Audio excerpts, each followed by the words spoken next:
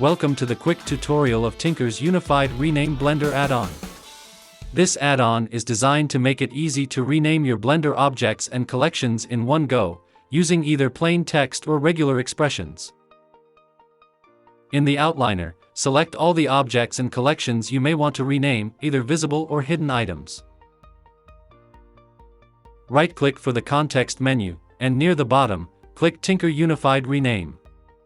In this dialog you can enter what you want to find and how to replace that. Switch between plain text and regular expressions using the checkbox near the top. Select if you want to perform replacement only in object names, in collection names, or both. Shall you be uncertain whether your terms are okay, check Just a Test. In this case nothing will actually be changed, but you can learn in the system console what would have been changed. Here you can see that. Head back to the dialog by hitting Ctrl plus Shift plus F2. Previous settings and values have been preserved. Now go for real and check the results. You double-checked, still wrong? Don't worry. Hit undo and everything gets reverted. That's all. Seek and you'll find. Find and you'll replace. Thanks for watching. Have a good time.